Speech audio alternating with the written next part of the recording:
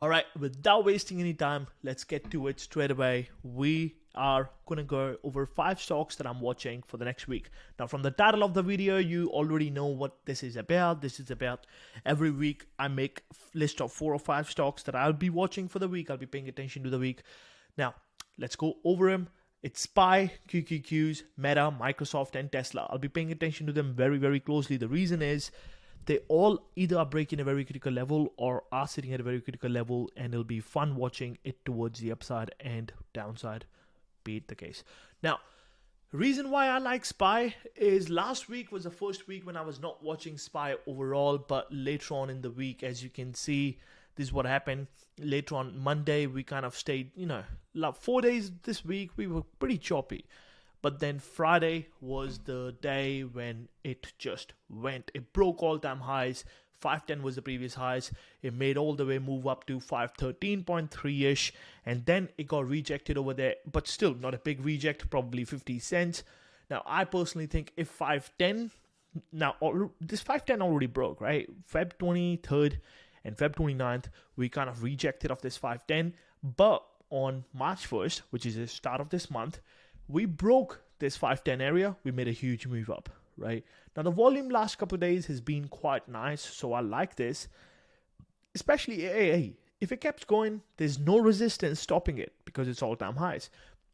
If it comes back, retest probably 510, that'll be fun as well. Now, I'll be paying attention to this area of 513. If 513 breaks, 515, probably if 515 breaks, we can keep moving up to every $2.50 move that I have seen recently on SPY. Every $2.50 move kind of, is going very well. 515 break, 517.5, 520. Now, again, it's an all-time high at these levels. I am not sure this is where the levels are going to go. Price is going to go 515, 517.5, 520. But pretty good guess coming from the past data that I have from last few weeks. SPY is making good $2.50 move. Now, there's all-time highs, it can keep going. It can break 520, it can go to 550, whatever the case is. We are day traders are only going to catch a small move, make my 20-30% on a big position size, good position size, and be happy with it. That's what I want to do.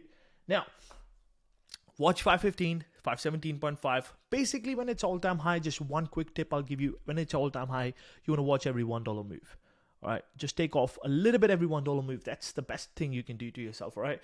Now, towards the downside, if it breaks 510, I'll be a little bit careful around this area, 508, 507. We have seen a lot of activity around here. I'll show you on a 1-hour chart.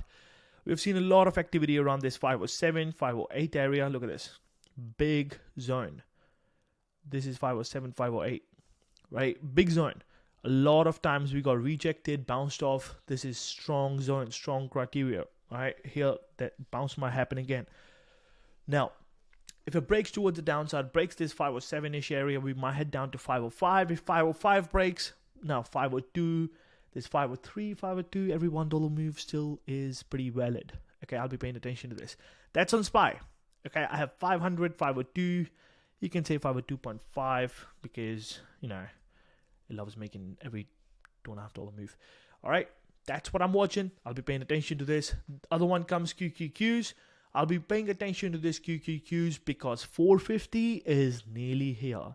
As I said, the first day of this month, we made huge move, like you can see, right?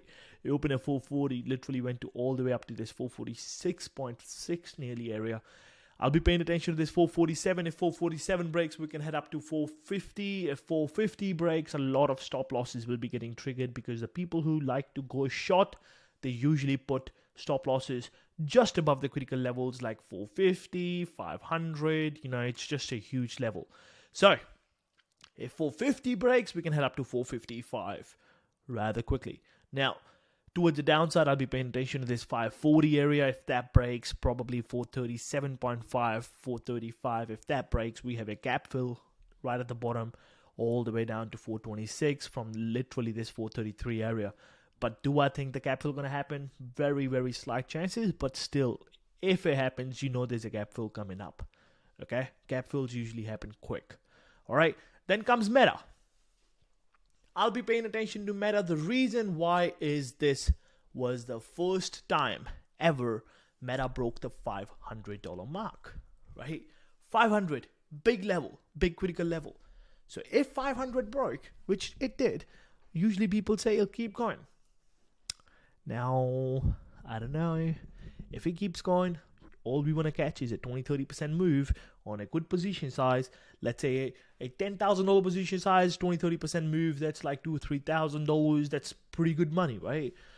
So I'll be paying attention to this 505. If it breaks 505, 510, 515, it can also come down and retest this 500. That'll be a good spot to kind of get in it for a day trade, hold for not actually a few seconds, but a few maybe minutes to an hour or so if it bounces nicely. But if it breaks 500, that will be fun. That means a lot of short, like people who like to go short, they will be kicking in, just putting their stop loss above 500. They'll kick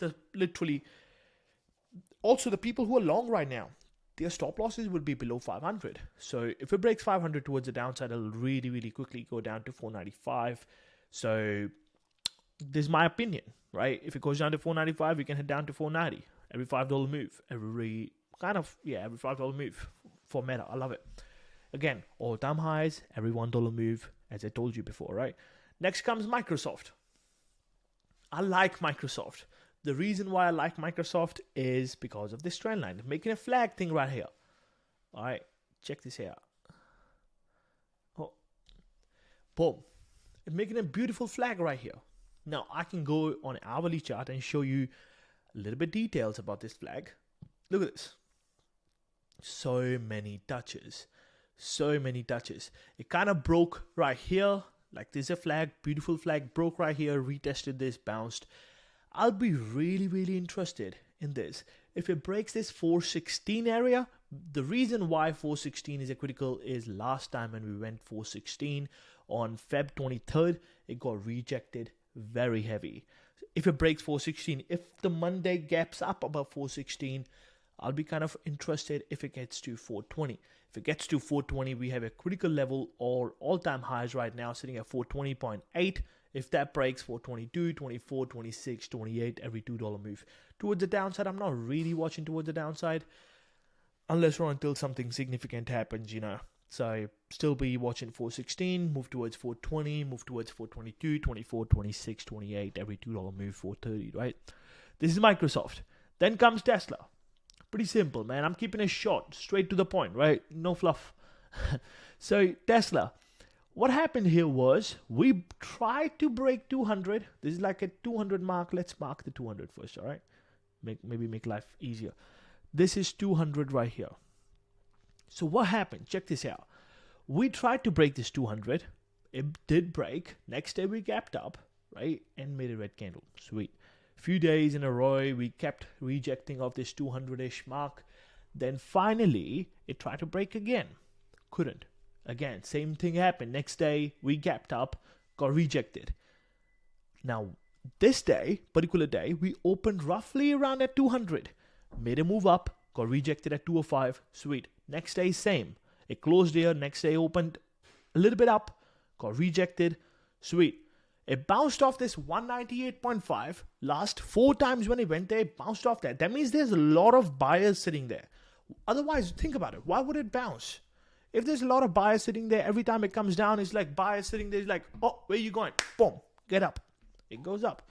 But then it goes to the sellers. It's like, would you accept me? It's like, nope, go down. Boom. So it's getting, played around a little bit. Right now, the stock might be getting a little bit upset. You see what I'm saying? It's getting played around towards the upside, towards the downside. It's getting smacked everywhere. So it'll be fun to see if the stock got a little bit upset and it started moving towards the upside or downside, regardless what the case is. Above 205, I'll be paying attention to move towards 207.5 to 10 to 12.5 every $2.5 move. Towards the downside, if it breaks 198.5, because again, when things go down, it goes down very fast. Because fear is literally more powerful than greed. All right, when people get fearful, oh my God, it broke the critical level. I didn't want it to break. Let me sell all my position. People sell quicker than they buy. Before buying, they think a lot. People do more research these days buying a freaking microwave. Right? So, when they get upset, they want to just sell. but when they want to buy, they do a lot of research, right? So 198.5, if that breaks, a lot of people will be like, oh shit, let's literally sell. It'll drop the price down to 195, down to this critical level of 191, 192. Like, this is a critical zone, 191.5 to 192. I'll be paying attention to this zone. It can come down here, probably get a little bit of support from these buyers, right? So fun. It'll be fun. Trading Tesla above these 205 or 198.5, below this, it'll be fun. I'll be paying attention to this very, very closely. All right. These are the 5 names. Let me know in the comments down below if you like watching these sort of videos. Of course you do. That's why you watch the whole thing. By the way, right here, should be right here. Click this if you want to watch 1.5 hour long video where I'm breaking down my exact trading style. And if you enjoy that, let me know as well. All right. Peace.